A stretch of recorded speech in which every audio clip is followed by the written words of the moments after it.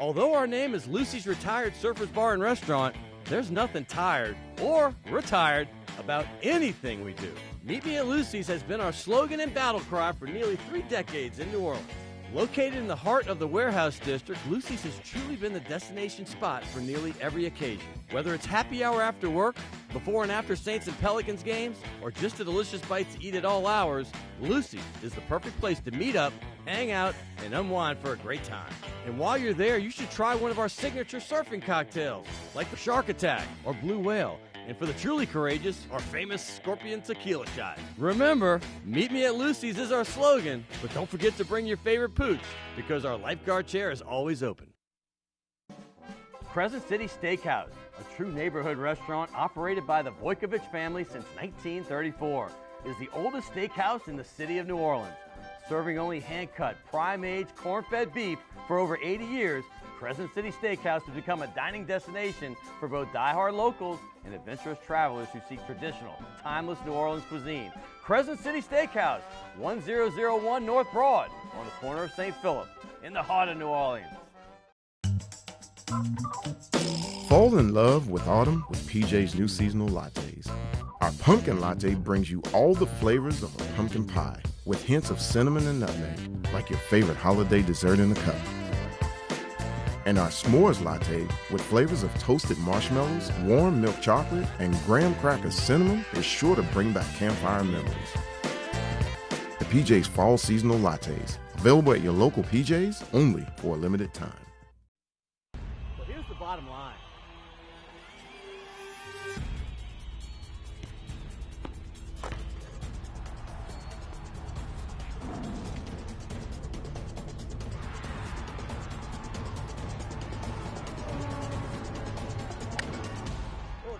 You say that.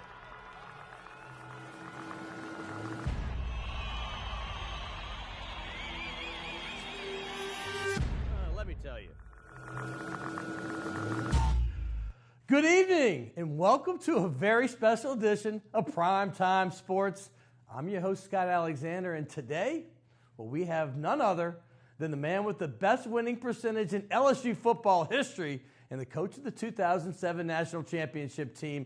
His name is Les Miles, and you never, or rarely, I should say, ever see the Mad Hatter doing TV interviews, so we are extremely happy that he chose to come chat with us on Primetime Sports. I cannot wait for this one. Hey, we also have lots to talk about with the crazy wins by the Saints and LSU Tigers this weekend, and how about Tulane's disappointing loss on the road to Florida International. But we have WDSU Sports Director Fletcher Mackel, and he's going to be on to discuss, the start of the Pelican season as well. He's going to talk about all the other stuff with football, but believe it or not, that Pelican season, that starts tomorrow night on the road at Memphis. Can you believe it's already here? And the NBA season, well, it begins tonight right now with 2 blockbuster games featuring the new-look Boston Celtics, who have Kyrie Irving and Gordon Hayward, against LeBron's Cavaliers, where he reunites with Dwayne Wade, who he played with the Miami Heat. And eventually, Isaiah Thomas is going to be there as well when he gets healthy. And in the nightcap, the world champion Golden State Warriors, well, they host the retooled Houston Rockets. You know who they got? Former Hornet Chris Paul. CP3 to us in New Orleans. He's going to try to help runner-up James Harden try to win it all for the Rockets in H-Town. We'll see. Hey, as for the crazy weekend in college football, the reigning national champion Clemson Tigers, well, they fell Friday night to Syracuse. Can you believe that one?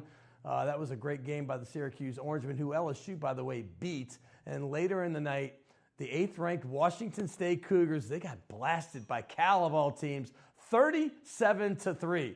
Hey, the next day was no easier on top 10 teams as number 5 Washington, they almost got shut out by Arizona State. They lost that one. And, of course, the 10th-ranked Auburn Tigers were stunned. I mean, absolutely stunned by LSU. The Tigers, the LSU version, were down 20-0, but they stormed back for one of the most unlikely victories I've ever seen. 27-23 was the final. We'll get into all that for sure. The other crazy game of the weekend locally right here was Sunday afternoon when the Saints had 3 defensive touchdowns. Can you believe that? En route to a wild 52-38 victory in a game that the Saints almost blew a 35-point lead, but I'm not going to talk about the negative, the positive when it's all said and done. The Hoodats have now won 3 in a row against teams, by the way, that all have winning records now. And they're only a half a game behind the Carolina Panthers in the NFC South. And they are also tied with the Atlanta Falcons for second place at 3-2. Hey, those 3 defensive touchdowns, by the way, tripled the amount the Saints have had the last 5 years combined. Amazing. And the next opponent, well, that's the Green Bay Packers, who, by the way, is going to be without their best player, as you know, Aaron Rodgers. And that's the best player, in my opinion, in the NFL. But he suffered a broken collarbone. He's going to be out for the season, most likely. The Saints, by the way, went from a 6.5-point underdog to a 6-point favorite. Can you believe that? Hey, on a positive Tulane note, how about former Green Wave running back Orleans Darkwa? Well, he had a great Sunday night for the Giants. He piled up over 130 yards from scrimmage as the 0-5 G-Men pulled off an improbable win on the road against the tough Denver Broncos. Hey, in Major League Baseball, hey, the AL and NL Championship Series are now in full swing as the Houston Astros took a 2-0 lead over the New York Yankees. But last night, just like the series before them, they came back from 2-0 last night in Yankee Stadium. Both Aaron Judge and Todd Frazier. Frazier got a 3-run homer in the first. Aaron Judge homered as well. They came on and they won this game. CC Sabathia pitched great, by the way, in an 8-1 victory. They cut the lead to 2-1. They're going to play this game 4 again tonight. Sunday night, though, 2 nights ago, the LA Dodgers went up 2-0 against the defending World Series champion Chicago Cubs. As third baseman Justin Turner, this man looks wild, but he can hit the baseball. I can guarantee that. He had a 3-run walk-off home run, Kirk Gibson style. I love the drama and the excitement. There are 2 games tonight. They're up right now 2-0 in the series, and they play tonight. And by the way, congrats to former Saint Adrian Peterson, who ran for over 130 yards and 2 touchdowns for the Arizona Cardinals. It was great to see that. I love to see it. I'm glad his career didn't go out like it was about to in New Orleans. We have a great show for you tonight. I cannot wait. I just mentioned Les Miles. He's coming up soon, and it's going to be a fun one. Fletcher Mackel is going to talk all about the Saints, Pelicans, and, of course, LSU Tigers. And we also have my man, bassist extraordinaire, Charlie Wooton, next on Primetime Sports.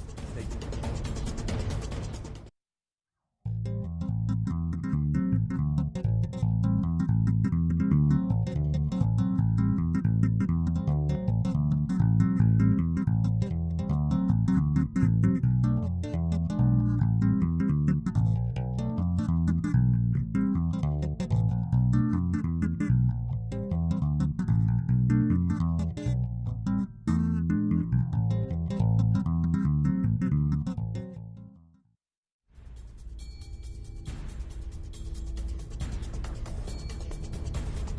Welcome back to Primetime Sports. We're going to have Les Miles, the former LSU coach, coming up in the next segment. My man Charlie Wooton, who you just heard right there.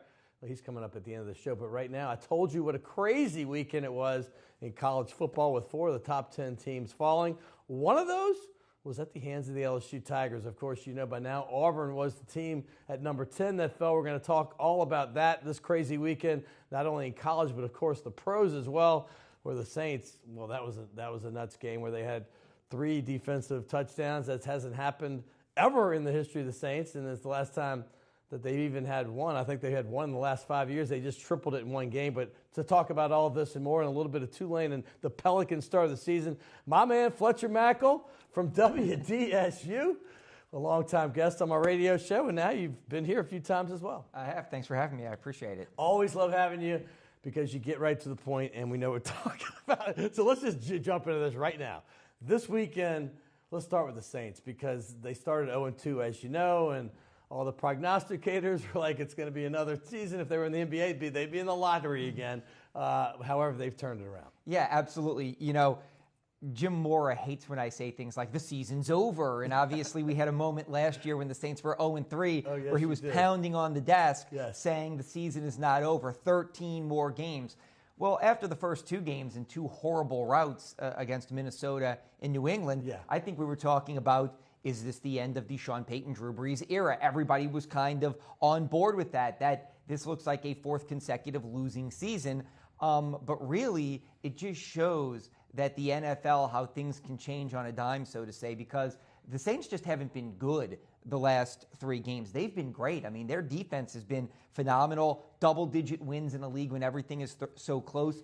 The ground game coming alive. It's been a lot of fun to watch the New Orleans Saints, first against Carolina, the second half against Miami, because the first half in London was throwaway. It was terrible. Yeah, and then obviously the most recent game, I think it was, you didn't want to see Detroit come back and the Saints offense stall, but nonetheless, a fun game to watch, in those 3 defensive touchdowns were just tremendous. I mean, have you seen anything like that before? I know you were at the game. You were in the Dome. I mean, there was 5 total non-offensive touchdowns. I mean, that's crazy. Yeah, it really was. And you alluded to the fact that the Saints haven't scored defensively in a long time. It was 2015 Stephon Anthony against Carolina. Before that, it was 2012 John Vilma in the season finale against Carolina. So really, in the last 5-6 seasons, we haven't seen this defense score a lot. We've seen them be historically bad. So it's nice to see everything they have invested in this defense. And look, this defense should turn a corner. They should be good. Cam Jordan, first-round draft pick. Kenny Vaccaro, first-round draft pick. Marshawn Lattimore, first-round draft pick. Sheldon Rankins, first-round draft pick. Von Bell, second-rounder. Marcus Williams, second. I mean, they have invested. That's what I mean. You look at so much has been invested in that side of the ball. They really need to start to become good, and it seems like they are. Well, Fletcher, I'm always into the numbers. I'm digging wherever I can in the stat sheets and where they rank and stuff or with other teams. And last week I tweeted out, I said, it's interesting.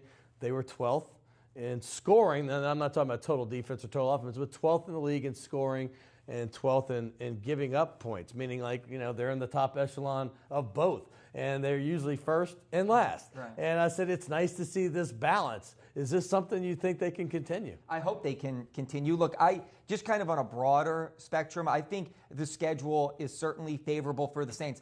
I said if the Saints are 3-3 after their first 6, I think they've got a great shot to make the playoffs. I think they're going to be 4-2 because obviously no Rodgers in Green Bay. I liked Brett Hundley when he was at UCLA, but making his first start against the Saints defense that's got some momentum right now, I think the Saints will be 4-2. And then you've got Mitch Trubisky, rookie quarterback, coming to the Dome. You've got Tampa Bay that I have always thought is not, an ascending I'm not buying team. Completely in like everybody Yeah, else. everybody's talking about this ascending team, Right. and I just don't see it yet. So I think the Saints have a really good shot to be 6-2 at the midway point of the season, which a month ago at this time would have seemed unfathomable. Well, even as it stands right now, they're 3-2. Only Carolina has a better record of 4-2. They've beat them. They're tiebreakers there. Same in the loss column. Falcons, well, they've lost 2 now to 2 teams that most feel they should win at home. And then you mentioned Tampa Bay's real a little bit. So now there's hope here in the city. As far as this game goes, this past one, because I want to touch on it. I didn't get much into it in the open.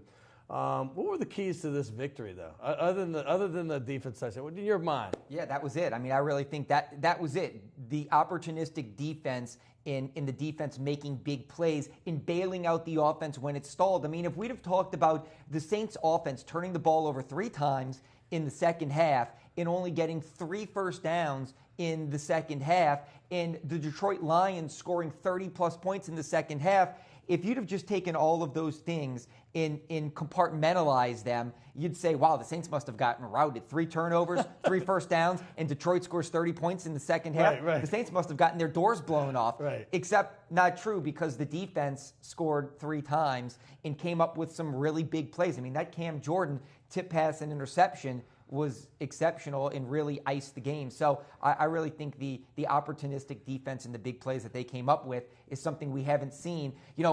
Recently we've seen teams converting on 3rd and long, or at other teams' offense coming through against this defense and going, same old Saints defense. They just can't make a big play. Well, the defense made some big plays on Sunday. All right, let's switch gears, because LSU, if you thought that the Saints looked like they were down and out at 0-2, the fans here in New Orleans and South Louisiana, Gulf Coast region, well, I think the LSU contingent thought they were much worse. After losing to Troy, this team was on life support in a lot of people's eyes.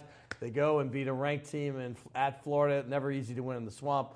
And then they come back home and do the impossible, down 20-0 in this game, and they come back. I know you weren't up there to watch the game, but I'm sure you've seen it. What were your thoughts on this, and did you think this was at all possible? No, I didn't. I have to say that after the first quarter, 17-0, early second quarter, 20-0, I thought LSU is going to get their doors blown off. This is going to be an embarrassing loss. It's going to end up like 41-10 or 41-13.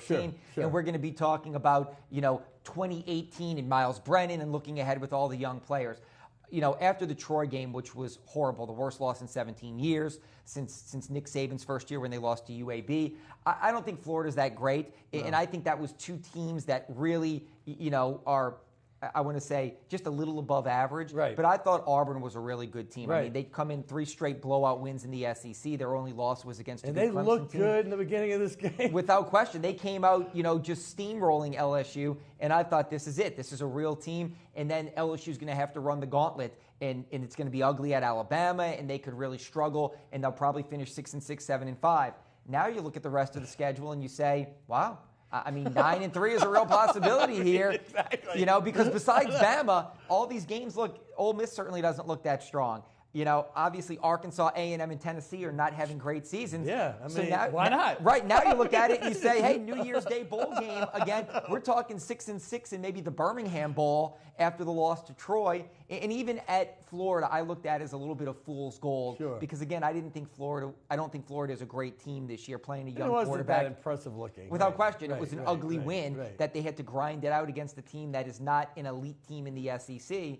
And but now after that win, I just hope LSU doesn't lay an egg against Ole Miss. Which is look, they lost. Always possible. They lost to Troy and almost lost to Syracuse. So anything is possible with this team. But I would hope that this win has helped push them towards a good place this season, where they can finish 9-3 and end up in a New Year's Day and all bowl of a game. sudden, Syracuse doesn't look so bad anymore. No. It's like, hey, you barely beat Syracuse, but hey, Clemson didn't. Syracuse was impressive. I'll say that Dino Babers has done some good things up there, and I really like what he's doing. I liked him at Bowling Green. I flat out can tell you I follow them because I have a fantasy college league. I have the quarterback and receiver, so I know what they're doing every week. And I'm like, that team is potentially good.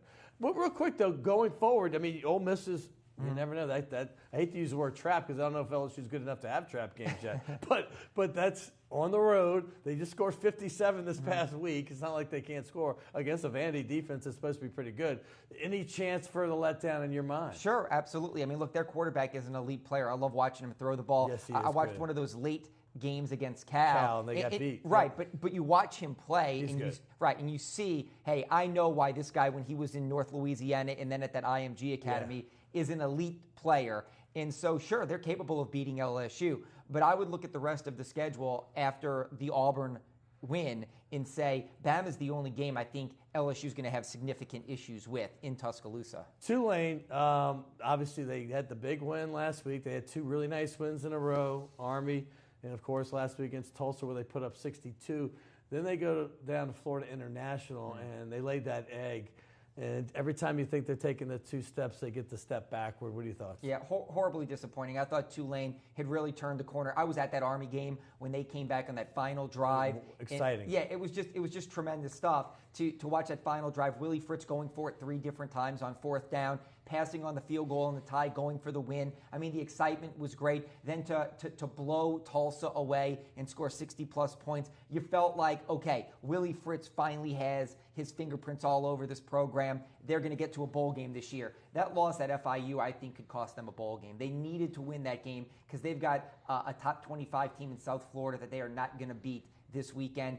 Houston is not the Houston of years past. Memphis is a top 25 team now, too. Houston's still good. That's what I mean. Memphis, the schedule gets significantly harder. Yeah. And even SMU at the end of the season is a good team. Yeah. So I think they may have cost themselves a bowl game with this loss. Yeah, 2 top 25 teams in a row. You see South Florida and Memphis right there. Yeah, it's going to be tough. Right. Look, Cincinnati and East Carolina, I think, are winnable games. Right. But and even Houston, I think they have a chance. Did you see what Tulsa just did to Houston? They blew them out. So that's what I mean. So I think Houston is a Those are your 3 wins right there. Right, that's what I mean. But I still look at it and say that they needed to have that FIU win to give themselves some breathing room to ensure that they get into the postseason. And I think that it's one of those things that when we look back, we could say that cost them a bowl game. Fletcher, I know we both love football, but I know there's a special place for basketball in your heart, particularly the NBA when they arrived here in 2002. It's 15 years now. They've had some success over the years, but when they've been named the Pelicans, they've had just a little bit. That's that one playoff run. Now, this year, you have 4 named starters. One, of course, is going to be hurt going into the season, and that's the new addition of Rajon Rondo. I'm just going to ask you for your thoughts of this team as a whole going into the season when they're going to be eventually healthy. Yeah, I don't know what they are. Yeah. I love Alvin Gentry as a man, one of the nicest Yes, people he I've is. ever met. I want him to win. Yes. Same with Dell Demps, the general Yes. manager, because I think it would prove that good guys can finish Yes. first. But I just don't know in the Western Conference if they are capable, because I don't know what their identity is. I really liked Cousins and Davis, the two bigs. Boogie is a point center, so to say, facilitating the offense in a very unique way. But then they add Rajon Rondo, and I look at it and I say, well, is he going to dribble the air out of the ball trying to find these guys? Is Cousins going to stay engaged?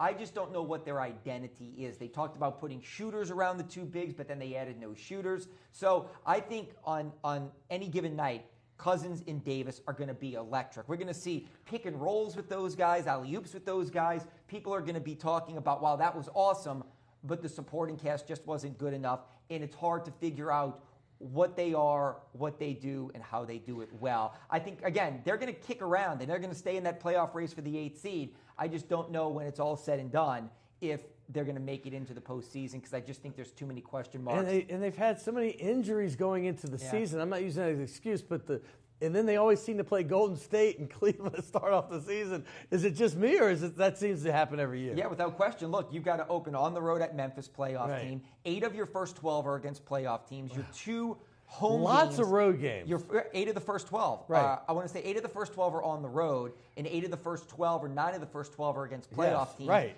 And the first 2 home games are against Golden State, best team in basketball, maybe the best team in basketball history, because they have no weaknesses whatsoever. By the way, they're the biggest favorite of any team in any sport. Did you know this? No. Going in to win the finals before the season in any sport ever. Well, there's they're no the weakness. biggest favorite. I mean, there's no question mark. Offensively, It's like- defensively, bench, it's crazy. coaching staff. And then your second home game is against LeBron James and the Cleveland Cavaliers, the defending Eastern Conference champions. So, again, I just have some major questions, and I want them to do well. I think on any given night, you're going to see statistics that go, those guys were awesome, but as a whole, they are just not elite in any way, shape, or form. His name is Fletcher Mackel. You can catch him on WDSU. That's Channel 6, Channel 7 if you have Cox. And here he is. I appreciate you. And I know you've been to Shays de la Shays on Maple. I will use it. I loved it last time. Between Carrollton and Broadway. See that? He loves it. It's one of the great places. Anyway, I can't thank you enough. That was wonderful. We could have done that for an hour, but I can't believe we got in almost in our allotted time. So check him out on Channel 6. He is with Sharif Ishak. And I hear they had a really good basketball game yesterday. All right, we'll just leave it there. All right, coming up next, you know who he is. He's the Hat. His name, Les Miles, 2007 National Championship coach. And now he works with me a little bit on the weekends, doing some Fox Sports broadcasting. He's coming up next. Charlie Wooton after that, right here on Primetime Sports.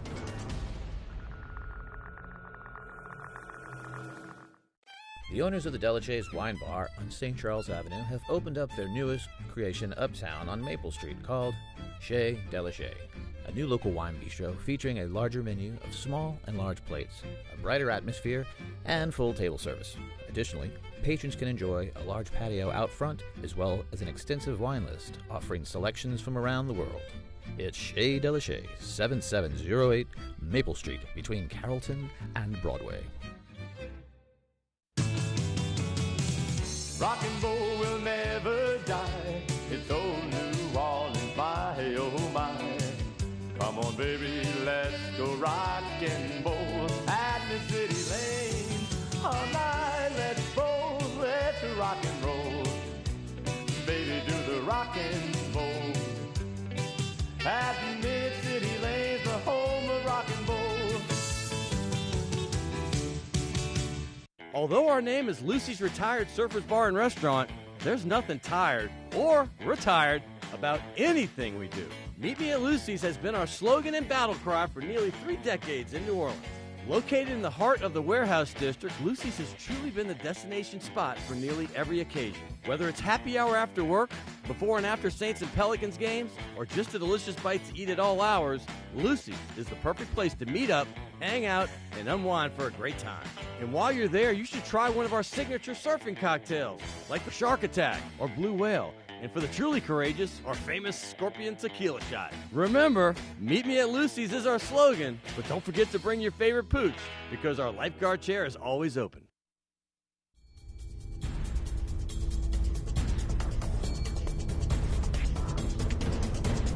Welcome back to Primetime Sports. I want to thank Fletcher Mackel. We got a lot covered with the start of the Pelican season. Of course, LSU and Saints' dramatic victories.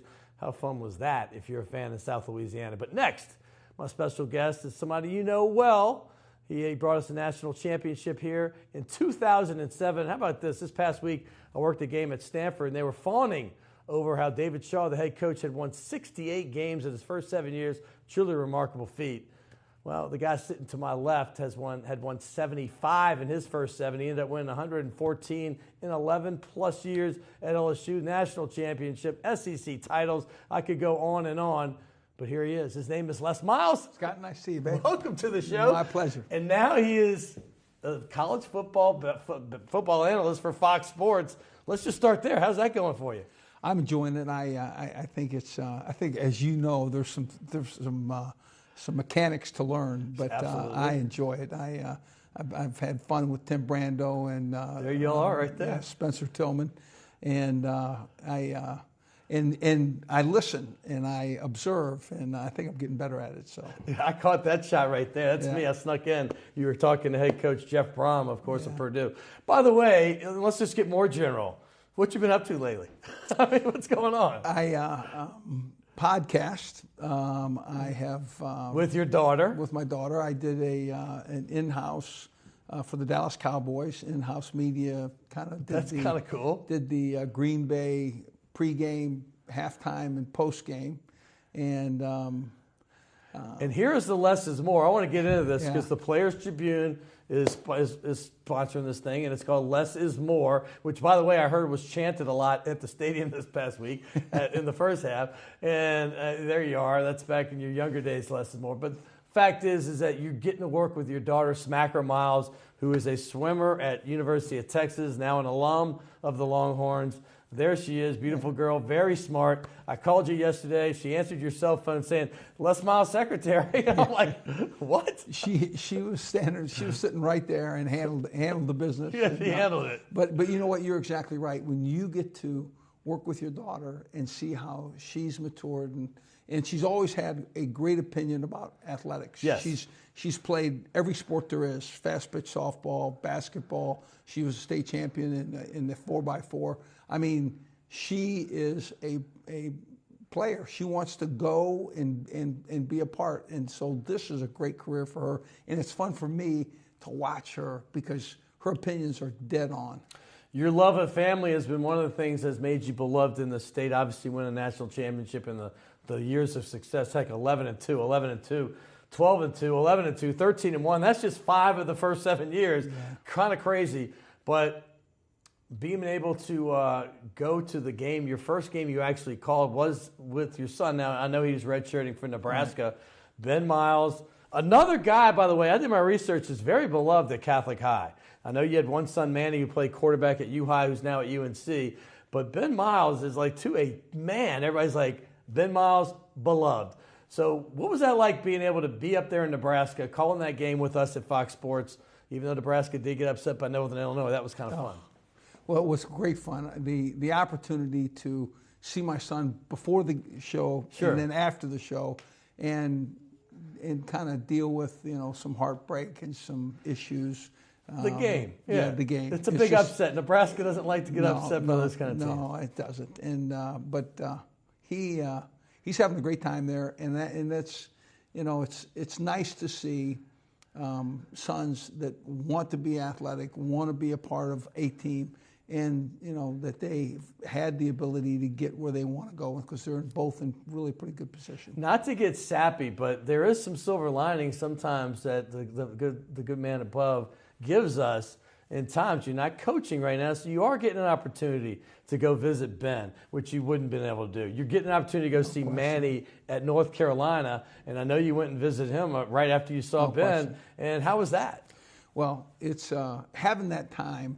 Just like you said, I was in Dallas with Smack. We did a podcast from a studio there, and it's allowed me to spend time with my children much more. My wife and I we're more willing to grab a bag and go. I mean, I don't have a football game on Saturday, so it has certainly freed up some time so I can spend with my family. You did have something this Saturday, and I want to bring that up because it warmed my heart. Obviously, I was on the West Coast, but we were tuning in, and we got to see you being honored at halftime of the LSU game for the 2007 National Championship. There is a group of your former players. One of the guys on the far left is a big friend of our show, Marlon Favorite, but that team was so special. Talk about what this meant and the reception you got at Tiger Stadium, because it was very positive. Well, I have so enjoyed that team, the 2007 team. I've enjoyed living in Louisiana. I am a Louisianian at this point. You are, aren't you? Yes. I love the food. I love the people. It's just the way it is. And going to that stadium with a great team and to root on, today's Tigers was just a highlight of this fall thus far, certainly. I mean, what were your emotions like being out on the field? I mean, you ate the grass again. I mean, It had to be a range. Yeah, it started with me, the view of taking the team onto the field. There's never been a time where I took that team onto the field where I just didn't get goose pimples. There was never a time where I felt like we were going to do anything but kick the hell out of the opponent. Right. There was never a time that the people in the stands didn't feel the exact same way. I enjoyed my tenure there, and it was very reminiscent when they came onto the field. Several of the players that I just coached, came across and said, "Hey, coach," and I got a chance to exchange it, and I said, "Get back, go to your game. They got a game to play." We were getting back to our seats, and we went around the back end. Heck, I was fearful the ball might come hit us in the head. This is the spot we were at. Right. So, and that's all I need to do, right? Interfere with the playing of the game. Well, you hired the current head coach, Ed Ogeron, and I know he made it a point before the game to say he wanted to see you. Did that work out? I didn't even hear anything about that. I did not hear anything about that, and we were midfield, and just as the game was starting, including the kicking that was going on, some of those guys came over to see me. I did not see it. Okay, I know he made it a point in the media to say he definitely wanted to see you. I was curious if it worked out. Speaking of relationships with coaches, Nick Saban. You replaced him at LSU. He won a national championship. You followed up 4 years later with a national championship. What's your relationship with old Nick now? I think people are curious. Well, I certainly respected, his teams are as well prepared and ready to play as any I've been around. And when you take the field with a guy that, will be reviewed as maybe the best college coach ever, it is tremendous competition, and there is great respect. So I as many times as we've played, I have enjoyed each and every one of them. It's been you had fun. the lead on him. People forget this. Yeah. Les Miles had the lead as far as wins. I know it was 2-1 at one point. Right. And Nick Saban does not like that. He'll put everything. The bye week started becoming every week. It used to be Auburn. It became LSU, and it still is because of that desire to beat you and LSU. And they've had some success, not just beating LSU lately, but beating pretty much everybody. But LSU football has given them some great, memorable games. The last two times we were in the stadium, Tiger Stadium, we were in the last drive with the lead, and that's just the last drive with the lead. That's no it. Question. So. And I even thought it might have been the last 3 times in Tiger Stadium, but you might be right there. That 2007 team as a whole, just in general, since we didn't talk much about it except for the experience Saturday, but what was like going through that season? Because the favorite quote of all time is when you said you were lobbying for your team to get in, you're like, we're the only unbeaten team in regulation. That's exactly right. Because you took 2 overtime losses, 2 double overtimes, Kentucky, I believe, and Arkansas. But in the regulation, you're right. Y'all were unbeaten. So that was pretty funny. Well, it was we had lost our quarterback. Ryan Perlew was going to be our quarterback at, playing for the conference championship. Right. We really had to win the conference championship to think that anything was going to happen. That was the first hurdle. This was a quality team. They did not get off pace easily. They were ready to play, and they did a great job. And Ryan Perilou did a great job in the conference championship. So now 3 teams had to lose, and certainly one was West Virginia. They lost. I thought it was more like 5. It really was 3. Okay. And I'm. West Virginia was at the end of the night because I lived in Atlanta at the time, and I hosted a big group of folks. Oklahoma had to beat Wisconsin. Yeah. Excuse me, not Wisconsin, Missouri. Right. And there was yet another one. There was 3. Right. And they kept announcing what the scores were on the plane, and in about just before we landed, it was the trifecta. All 3 teams that needed to lose lost. But Pitt was a 30-point underdog to West Virginia. And you know that's a backyard brawl because they are rivals because they are so close. But I went home. Everybody went to celebrate your victory over Tennessee in the SEC championship game. I went home and I said, I got some watching to do. And I'm glad I did because I was the biggest Pitt fan. I think Wanstead might have been the coach. Right. And I was like, thank you, Dave, for pulling this one out. Dave did a great job. But so then we come home. Yeah. And Michael Bonnet had arranged the opportunity for me to speak to several national media outlets. In other words, people that were, really concluding the day on college football. Who was going to be in the, college playoff? Right. What was the championship game? And so I got on the phone and got to about 3, media outlets and said, we're, in my opinion, we've played as quality opponents as there are, the number of victories, et cetera, et cetera. And then, just like you said, the narrative being we were the only undefeated team at regulation. Yeah, right. So, fact. And so it's funny, but it's fact. And then I think Ohio State was number 1 ranked. We were number 2, and it was a great game. And there's Tressel right there. And listen, Ohio State came in. They were a touchdown favorite. Everybody was looking at them. You had maybe advantage of playing in the Dome at home. I don't know. But the fact is, LSU, like they did in 2003, they are just ready to play the big games, and they were. Yeah.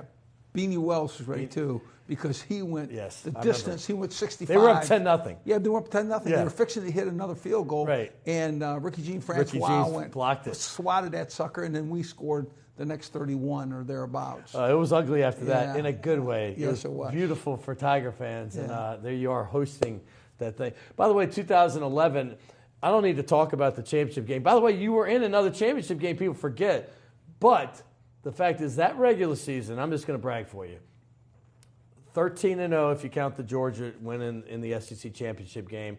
But the way you did it, you started off with Oregon, top 5 team. You rolled them in Dallas. Once again, started a little late in that game, but once you did, you got it going. You're on the road against West Virginia, hostile environment, top 10 team. But it was top 10 team after top 10 team.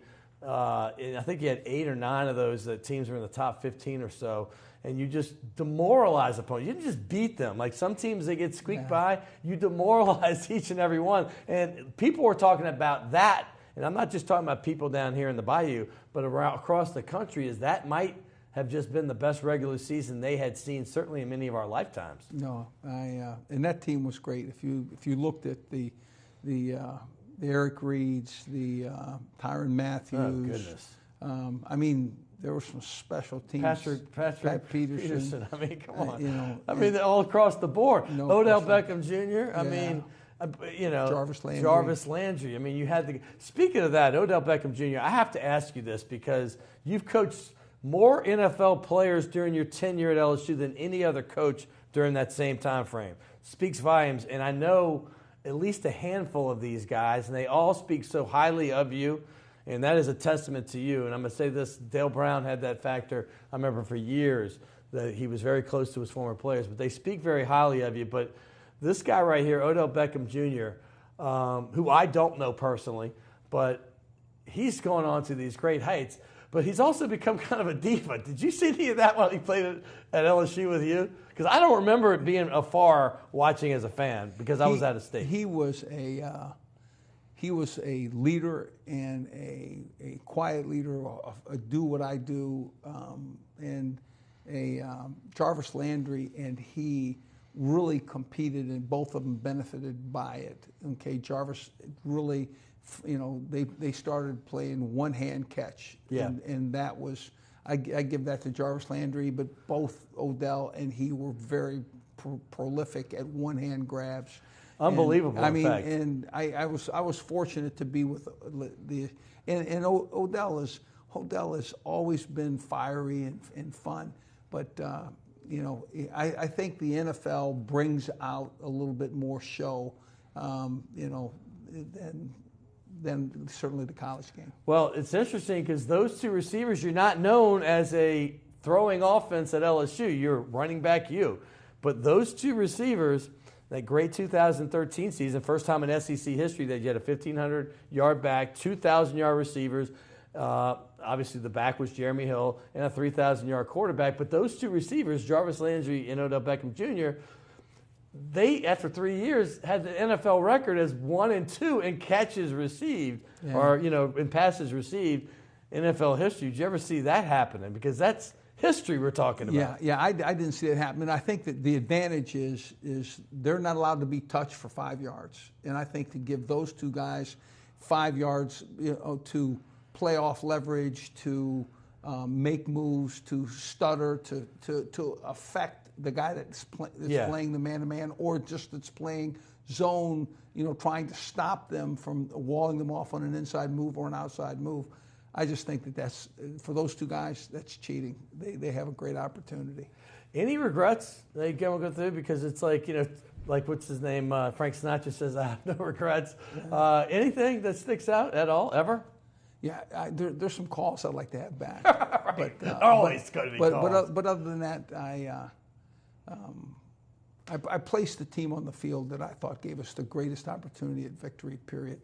And, I was always in the coaches' meetings, and so therefore I was always in the decision-making with them, right, as opposed to separated. Right, I got you. And so I enjoyed the advantages that I gave us, and then if somebody wanted to critique the offense, defense, or special teams, they were critiquing me. So I'm good with that. Another example, your players loving you, carrying you off. Hey, I got to ask you before we go about your projects you have working now. I know we touched on it for a second, but I want to get more into it. Working with your daughter, Mackel, and I believe there's another former Michigan coach. Coach and player, John Wangler. That's right. That's right. And tell me how this came to fruition real quick on how you're doing your podcast, which once again is called Less is More. And you guys, at least you in the millennial era, know how to get to that. You just go to podcasts on your phone and put Less is More. But how did this come about? Well, it's we thought that it would be an opportunity for us to enjoy our past, touch some people's lives, and really be relevant and speak to the current issues of athletics. Now, it's also family. I mean, you're gonna hear about my children. You're going to hear about my father. You're going to hear about, and as it relates to Look at that family right there. Yeah, that's a while ago. Minus the ugly guy in the middle. That is a heck of a family. Yeah. So, but the opportunity to look into athletics and see how it's changed a life and or a family's life, and then those things that are relevant in college football. We talk about the LSU game virtually every week, and we look at the top 10 or the top 5, and certainly Michigan is a natural view for me and a quick view of the Big Ten. So that's awesome. That's awesome, Les. By the way, we have look at you, player and coach. We have a tradition here. One is to give you a nice gift certificate for a restaurant, which I know is in your wheelhouse for your new dietary. That's exactly I know you, right. You told me your father had heart disease. I don't know if that's out of turn here, but and now you're eating very healthy. Obviously, you look fantastic. Yeah, thanks. And so that place is great wine, and also will fit into the stuff you're trying to eat. Perfect. Hey, also, we have a tradition. You see these balls are getting kind of full. Mm-hmm. So I got a brand new one for my man Les Miles, but just give me a big one right there. And there he is, by the way. And as we're finishing up, real quick, are you enjoying your time with Fox? I know we're going to have you on a few games coming up. Yeah, I enjoy walking into the stadium, getting the feel of the air and having the opportunity to make the comment of this is what's going on. Boy, it's fun. I snuck that picture in during the meeting. You can tell me. You just worked you out. Can tell I'm just working. You just worked out. Yeah. There he is. I appreciate him so much. His name is Les Miles, like I said, and I have a feeling he's going to love what he's doing on TV, and he probably has a future there if he wants, but I wouldn't be surprised if you see this guy on another sideline either. So we'll be on the lookout for that. I got to thank him. And also, hey, I want to thank Fletcher Mackel. But coming up next, I have one of my favorite musicians in the world, the best bassist frontman I've ever seen in my life, period. His name is Charlie Wooton, right here, next on Primetime Sports. That's all.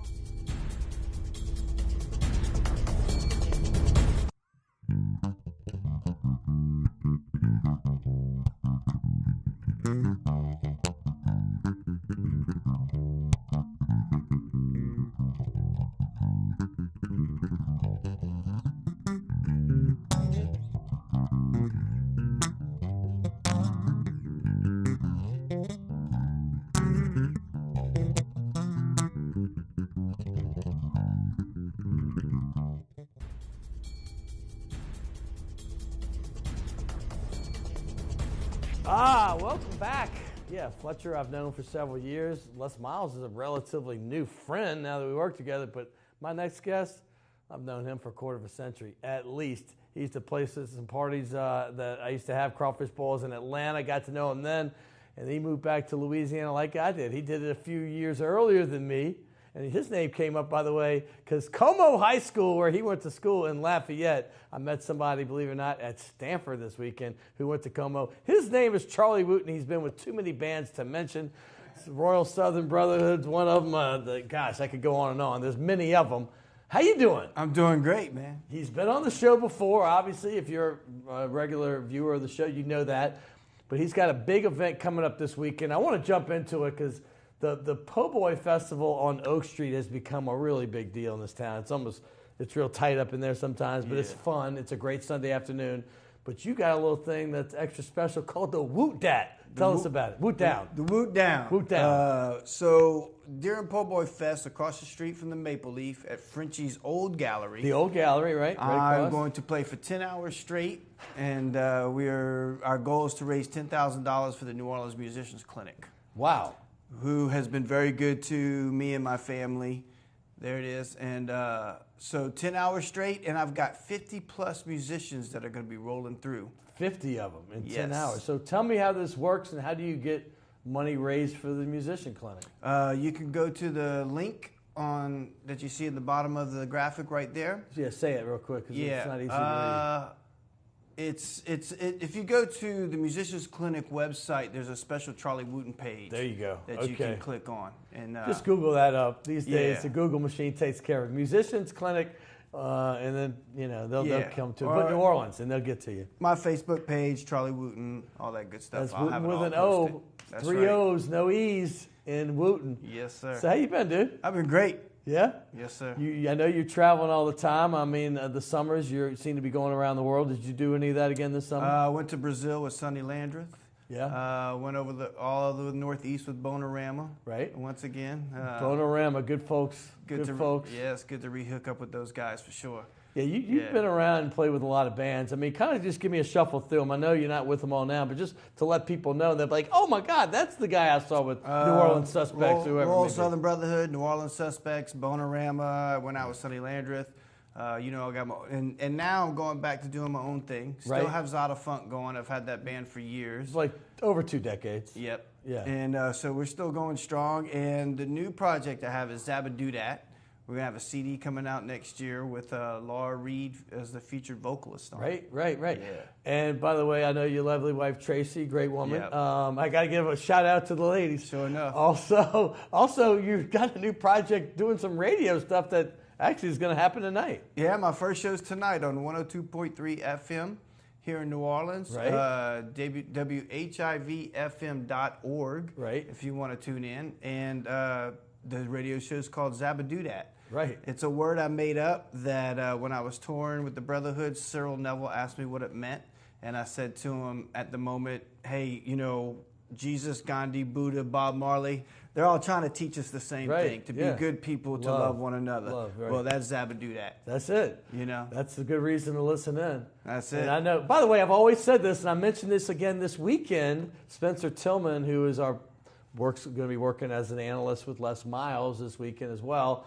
We were talking about great bassists, and he was bringing up somebody he compared to Jimi Hendrix from that era. And I said, I've got the guy in our era right now. And the funny thing is, you know, he said, you wouldn't be talking about Victor Wooton, huh? And I was like, I'm talking about a Wooton. And I love Victor, but his name is Charlie Wooton. And he said, man, I'm going to look this stuff up. And he did. And he goes, you're right, your boy gets down. This was this past weekend. So your name's out there, my man. I appreciate it. And I love Victor. Victor is one of the most amazing people on the planet. And I actually got to go hang out with him last May and go to his sound check and go to dinner with him and everything. It was a big honor. Who were your favorite bassists, though, growing up? I mean, Marcus Miller, I love Marcus Miller. Yes. And Marcus just recorded his last CD in Maurice at Dockside. Nice. And, of course, Jaco Pastorius. Oh, yeah. Kim Stone, who was an idol of mine that actually gave me this bass. Wow. Yeah. Your idol gave you your bass? What's the name for your bass? Well, hold it up for people. Hold up. It's the blue bass. That's been around, baby. I remember that thing for years ago. I've had it forever. I've had it for 20-something years. This was on Inspired Gyre Records I used to listen to when I was a kid. And when I went out to Los Angeles, I met Kim Stone, became friends, and he gave me this bass. I'm going to say this. Most bassists are background musicians. This is not Charlie Wooton. Charlie Wooton is one of the few bassists that I know can lead a band, can lead any band. He is a true performer. He's a front man. He's entertaining. If you ever see Charlie Wooton on a list of musicians to play, particularly when he is frontlining, you go see this band. I'm telling you, it is that good. So if you happen to go to the Oak Street Po' Boy Festival this weekend, I'm going to put this back up so you can see it. Even if you're not planning on going, I'm telling you, go. And he's playing for 10 hours straight. You know, maybe that 10th hour he might be a little tired. So try to catch him in the first 8 hours because I know he's got juice for that. But check it out. It's this weekend. So tell him one last time where to find you. Right across the street from the Maple Leaf at Frenchie's Old Gallery. And 50-plus musicians are coming through. We got Charmaine Neville, Rockin' Doopsy, John Gross, some people I can't tell you about. John Papa Grow. Yeah, he's all coming through. He's a fan of the show. We're gonna, and you can donate while you're passing by. You can donate while you're there. Please do. This is a big part of what brings us New Orleans. I mean, musicians, music, and supporting them is never a bad thing. I'll support your meal after, which is only about 6 blocks away from where you're going to be performing. That's right on, Chez Delachais on Maple Street. That's Tracy's favorite place. Is it? She'll be happy. Oh, my gosh. So check that out right afterward. You can go, wind on down. Exactly. All right, that's Charlie Wooten. I got a lot of people to thank. Hey, Les Miles came in from Baton Rouge. I got to thank him, man. The Mad Hatter is one of the greatest human beings I know. And Fletcher Mackel as well. Will Hill, my producer. Jay Smooth. How about my man Kenny Juno, the Redhead Tsunami, and everybody else here at WLAE, Ron and Jim. I got to thank them. And the good folks at CST as well, Jeff Brenner, and, of course, Ashley Coleman. Thank you all. We'll see you next week. By the way, I think I have Will Wade coming right here, head coach for the LSU Tiger basketball team, next week on Primetime Sports. Right on.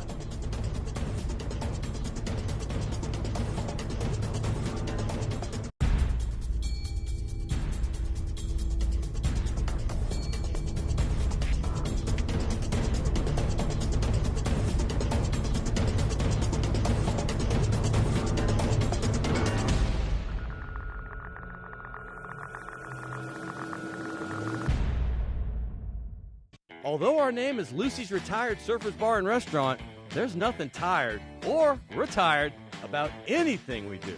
Meet Me at Lucy's has been our slogan and battle cry for nearly 3 decades in New Orleans. Located in the heart of the Warehouse District, Lucy's has truly been the destination spot for nearly every occasion. Whether it's happy hour after work, before and after Saints and Pelicans games, or just a delicious bite to eat at all hours, Lucy's is the perfect place to meet up, hang out, and unwind for a great time. And while you're there, you should try one of our signature surfing cocktails, like the Shark Attack or Blue Whale. And for the truly courageous, our famous Scorpion Tequila Shot. Remember, Meet Me at Lucy's is our slogan, but don't forget to bring your favorite pooch, because our lifeguard chair is always open.